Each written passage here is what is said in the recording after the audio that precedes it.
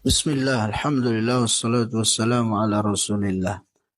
Kaum muslimin yang mudah-mudahan dimuliakan oleh Allah subhanahu wa ta'ala. Di dalam Al-Quranul Karim ada satu ayat yang semestinya dijadikan sebagai pedoman oleh setiap muslim supaya tidak salah langkah dalam mengarungi kehidupan di dunia ini.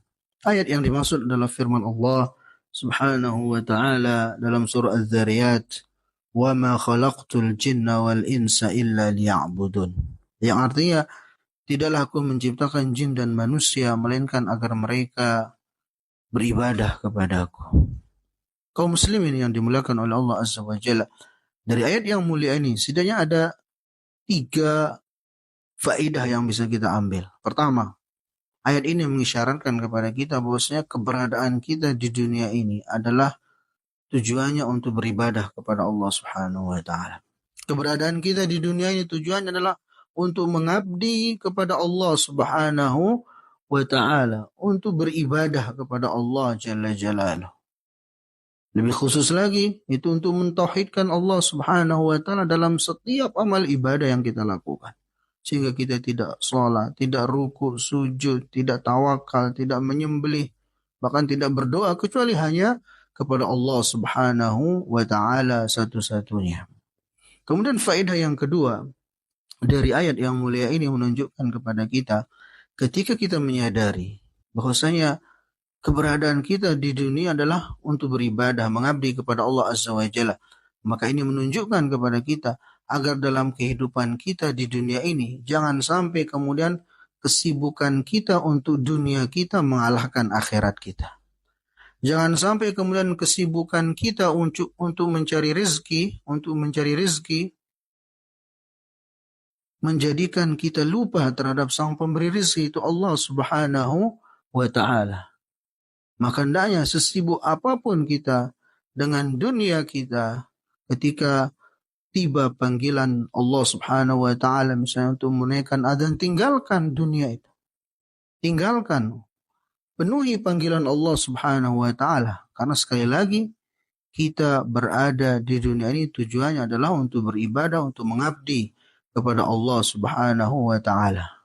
Maka jangan pernah kemudian urusan dunia mengalahkan urusan akhirat kita. Jangan pernah kemudian urusan makhluk mengalahkan Al-Khaliq Subhanahu wa ta'ala. Kemudian yang ketiga, faedah yang bisa kita ambil dari ayat ini, bahwasanya hendaknya dalam kehidupan di dunia ini kita berusaha menjadikan setiap rutinitas harian yang kita lakukan itu bisa mendatangkan pahala-pahala kepada kita. Kita jadikan sebagai bentuk pengabdian kita kepada Allah Subhanahu wa ta'ala. Itu dengan cara apa? Itu dengan cara tatkala kita melaksanakan aktivitas harian kita itu kita mengharapkan dengannya ridha Allah Subhanahu wa ta'ala, sehingga itu akan mendatangkan pahala kepada kita. Seorang hamba misalnya ketika dia bekerja ke kantor, ke sawah, ke ladang, ke tambak, ke bengkel, atau kemanapun, ketika itu dia niatkan dalam rangka mencari ridha Allah, dia mengatakan, saya mengerjakan ini semua karena Allah yang memerintahkan saya untuk memberikan kecukupan, untuk mencarikan ma'isyah kepada keluarga saya. Saya mengharapkan dengan bekerja ini ridha Allah Subhanahu wa ta'ala, maka itu akan mendatangkan pahala bagi seorang hamba. Makanya Nabi SAW bersabda, hatta ma taj'alhu fi imra'atik 'alaika shadaqah, sampai apa yang kau berikan, yang kau suapi istrimu dari makanan, itu bernilai sedekah bagimu. Kapan? Ketika kita niatkan untuk menggapai ridha Allah. Bahkan makan dan minum sekalipun, makan dan minum, tidur, itu akan bisa mendatangkan pahala ketika kita niatkan dalam rangka mendapatkan ridha Allah. Misalnya seorang dia niatkan dengan makan dan minumnya itu supaya dia punya tenaga dalam beribadah kepada Allah Subhanahu wa taala. Maka di sana makan dan minumnya akan mendatangkan pahala. Apalagi kalau dia laksanakan rutinitas makannya, minumnya, tidurnya sesuai dengan sunnah-sunnah, adab-adab yang diajarkan oleh Nabi Sallallahu Alaihi Wasallam. maka itu akan mendatangkan pahala demi pahala kepada dirinya. Para ulama mengatakan, man nawa bi aklihil quwa li ta'atillahi lahu ma qad nawa.